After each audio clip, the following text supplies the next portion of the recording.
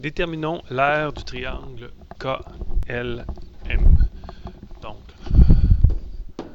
l'aire du triangle KLM, ben, on peut déterminer qu'on a ici sa base, donc qui est KL, donc ça va être la mesure de KL fois sa hauteur.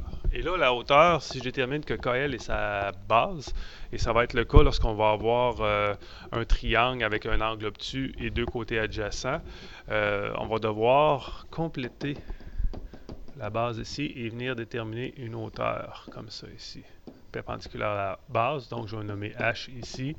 Alors, pour trouver l'aire du triangle, je vais faire la mesure de KL fois sa hauteur, la mesure de HM, divisé par 2. Et avec ça, je vais pouvoir me construire un triangle rectangle. OK?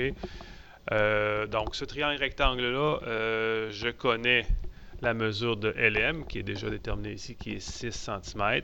Et je peux calculer la mesure de l'angle MLH.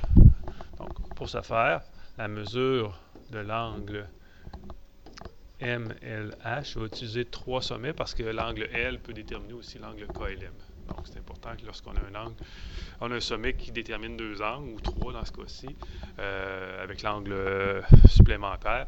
Il faut nommer cet angle-là avec 3 lettres. Alors, la mesure de l'angle MLH, pour la calculer, je vais faire 180 degrés moins la mesure de l'angle KLM. Pourquoi je peux faire ça? C'est que j'ai affaire à un angle plat. Donc, un angle plat, c'est égal à 180 degrés. Alors, je fais le calcul. Alors, 180 degrés moins 120 degrés, ça me donne un angle de 60 degrés. Et là, je vais travailler dans le triangle LHM, donc le triangle rectangle LHM avec l'angle de 60 degrés ici. Alors, je cherche le côté opposé et j'ai son hypoténuse. C'est un rapport sinus. En passant, lorsqu'on calcule l'aire de triangle avec deux côtés adjacents à un angle, ça va toujours être le rapport sinus qu'on va utiliser. Donc, sinus de la mesure de l'angle MLH, c'est égal à l'opposé, la mesure du segment HM divisé par l'hypoténuse, la mesure de LM. Ça va pour ça. Et pourquoi je peux justifier ça? C'est le rapport sinus dans le triangle rectangle que j'ai créé, qui n'existait pas, le triangle rectangle LHM. Je remplace avec des données.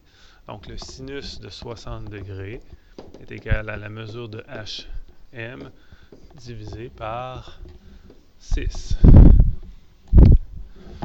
Je mets ça sur 1, et là, je sais que la mesure de HM avec les proportions, ça va être égal à 6 cm multiplié par sinus de 60 degrés. Et cette mesure-là donne 5,1961 et des décimales centimètres.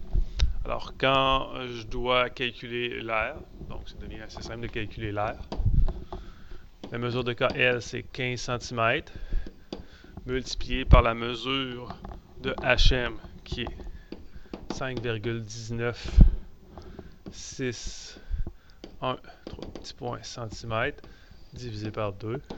Ça va donner un total de 39,9711 avec trois petits points parce que c'est un nombre irrationnel. Des centimètres fois des centimètres, ça me donne des centimètres carrés, qui est très logique dans le cas d'un an. Donc, voici la réponse.